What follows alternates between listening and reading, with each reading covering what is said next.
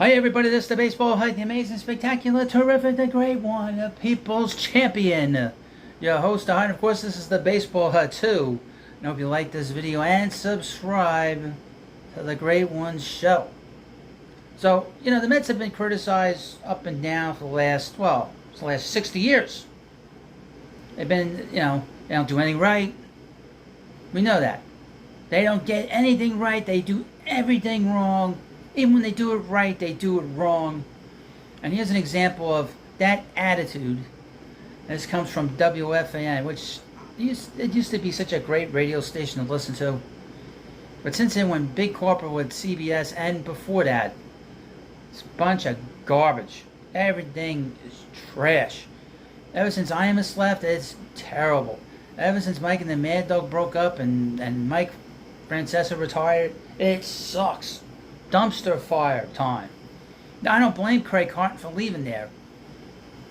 I have a question. How is Craig Carton able to not go back to his gambling ways after coming back from being in jail, being around all those gambling degenerates that are at the fan? Just saying. Well, anyway, now this is not it's more of a New York video than really a sort of a national video that goes out on YouTube all over the place. But the WFAN in particular attacked the Mets at every turn. And they've been attacking this owner the moment he bought the team. And I'll give you plenty of examples. And an example, I guess, happened today on the fan. And it hasn't stopped. And really, some of the stuff, that's been coming out of the mouths of the host over the last, specifically this past weekend. It's outrageous. Outrageous. Because a lot of it is lies. Complete, total lies. Let's first talk about Pete Alonso. Everybody's been very critical of Pete. I've been critical of Pete. We've all been the fan. If you're a fan, I've been very critical of the player. But no one ever said that Pete was a bad teammate in how many years he's been here. He's been with the Mets since 2019. Everybody in the clubhouse loves him. Never heard anything critical of him in that clubhouse. But Sal Licata, I think it's because he's got this new job. He's desperate for ratings.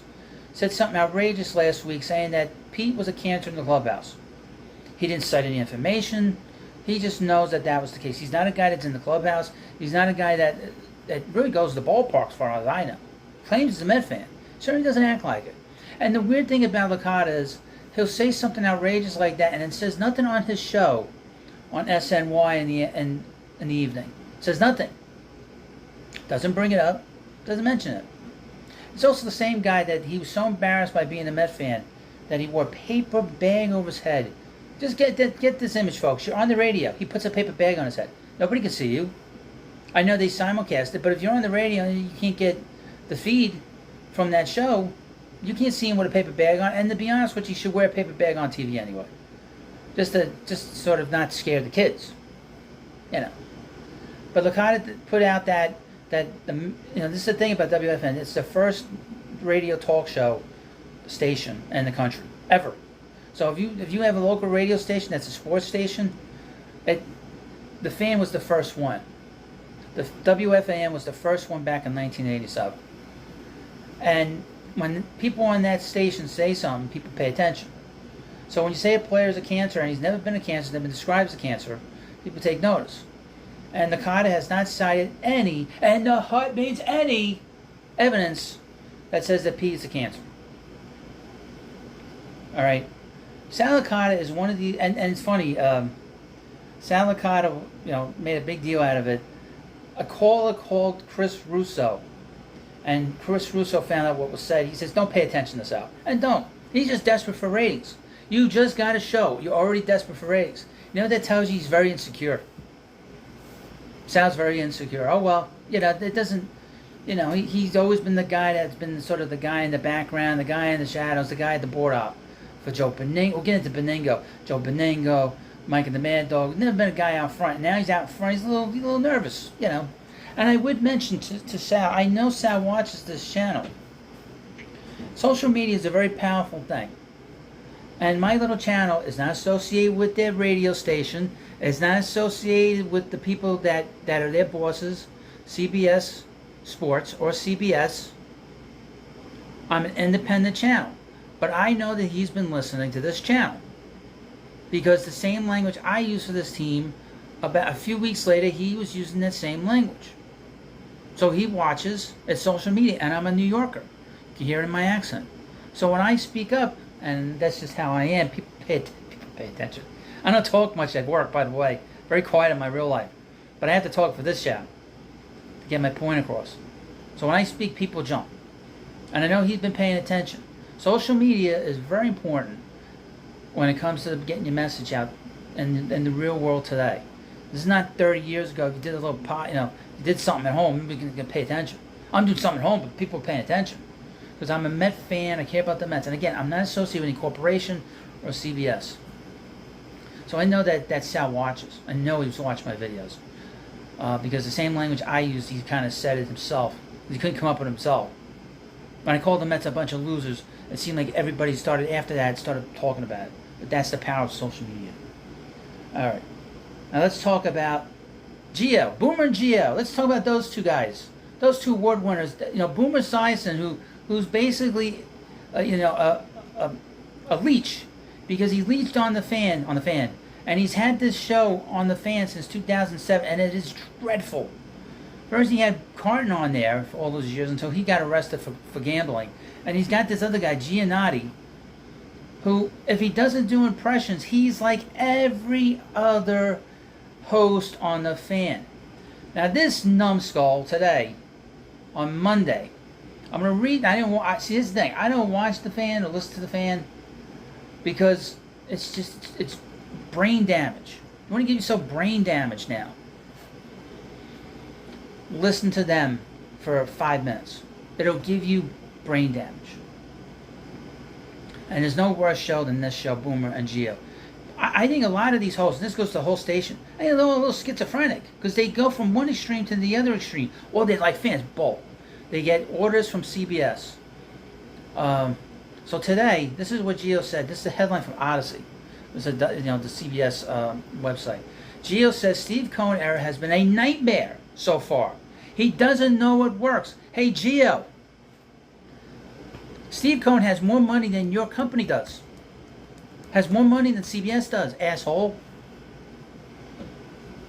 As the Mets pivot from paying aging star pitchers to rebuilding their farm system, many have praised Steve Cohen's open-mindedness to pivot and try to build sustained success in Queens. Gio isn't part of that group. Quote, everybody says he's still the greatest and he's going to spend all the money. Gio said his ownership to this point has been a nightmare. A total nightmare. Boomer argues this thing at Boomer, they're doing the good cop, bad cop. Because Boomer agrees with him. Boomer does agree with him. Boomer argued that the Mets just won 101 games on the Cohen's watch a year ago. But Gio doesn't believe anything positive should come out of that season. Quote, okay, and they fell apart and had nothing to show for it, Gio said. Then they brought back the same team and they sucked. He doesn't know what he's doing. Everybody says he has all the money and knows what he's doing. He threw a bunch of money at people. It failed miserably, and now he's completely changing course. That drives me nuts. All I remember from the season was that they blew the division, they then got their asses kicked and came back and sucked this season. Who were the 2022 Mets? They got their asses kicked in two of the biggest series that mattered. And all you remember from that series is Edwin Diaz coming out the trumpets. That's it. Now here they are, just rubble, just total rubble. 101 games, it means nothing, especially when you come back this year and puke on yourselves. There was never, and let me read you this crap. Gio's honeymoon phase with Cohen is over. There was never a honeymoon phase with these people. Get into that in a second. And needs to see a clear sense of direction to believe in him again. He's making it up as he goes along. He doesn't know what works. Let me tell you something about Boomer and Gio. Boomer in particular. Boomer, and this is why Boomer didn't come out and do this himself. Boomer Esiason is good friends with Jeff Wilpon. If you didn't know that, folks. And Gio follows what Boomer tells him. Okay? So, just keep that in mind. Also, Jeff Wilpon is good friends with Dave Portnoy. You know Dave Portnoy, the pizza guy, the Barstool guy? He's good friends with Jeff Wilpon. And Jeff Wilpon is good friends with Dave. I've only seen one picture of Jeff Wilpon smiling, and that's when he took a picture with Dave Portnoy a few years ago. And Dave Portnoy is also good friends with Boomer Esiason, and Portnoy wanted to buy the Mets with Alex Rodriguez before Steve Cohen. All fits in, doesn't it? It fits in. This is a direct hit from Portnoy. Portnoy still, don't use this word too often. It's still butthurt he didn't get the chance to own the Mets with A-Rod. Jeff Wilpon is still butthurt because he doesn't own the Mets anymore because his cousins, the Katz family, didn't want to spend the money with him. They didn't want to deal with Jeff. Okay? But because of their relationships with the morning show, they're attacking the Mets and attacking Steve. Last year, actually, let's go back to 2020, believe it or not. In 2020, Steve Cohen owned the Mets a month and a half or whatever it was. And Boomer and Gio destroyed him on the radio, destroyed Steve Cohen, and were complaining that he hadn't done anything with the team yet. He owned the team a month. Okay? And they were destroying him. Last year, in the morning, Boomer was bitching and complaining about some situation that happened at the hedge fund, and he wasn't going to go back to Citi Field unless he got answers from Steve about Steve's business with the hedge fund.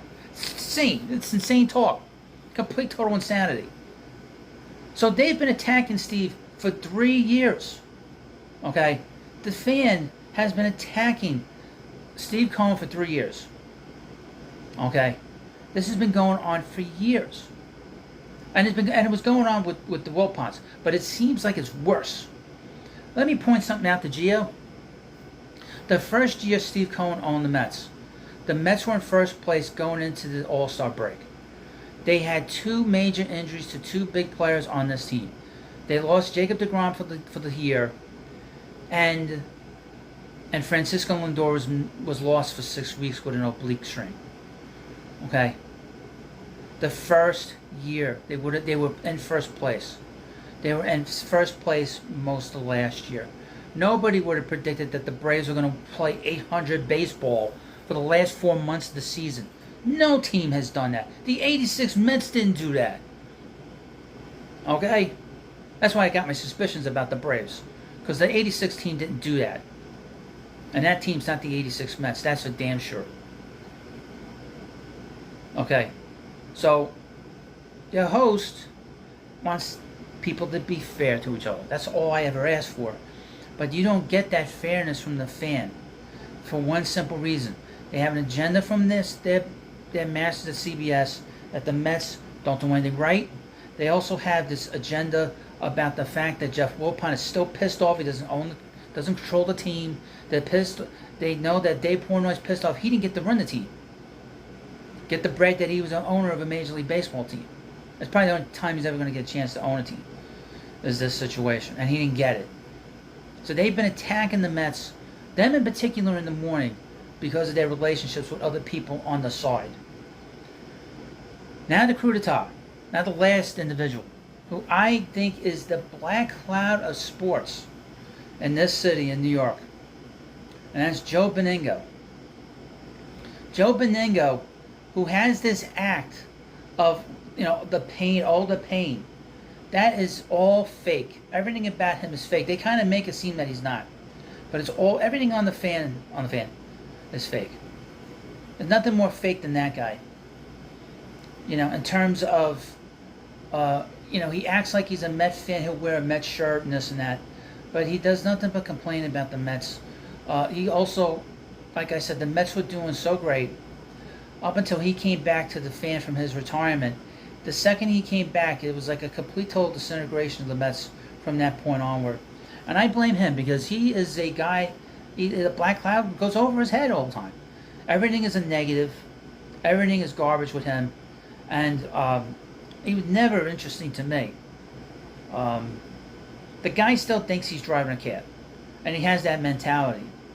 And this is the thing about all these guys, is they all act like this. They're better than everybody. That they know more than guys like me and people that really care about the Mets and want to see the Mets win is that, and I'll also, before I forget, Sal Licata, to finish up with Sal. Sal worked for WOR for a time when he wasn't on WFAN. And WOR used to simulcast the Met games for 5 years. He never said one negative thing on the Mets for 5 years. Now, I know they won the pennant those years and went to the playoffs 2 years in a row. But he didn't say one negative thing in 5 years. Not one negative thing that seemed completely over the line.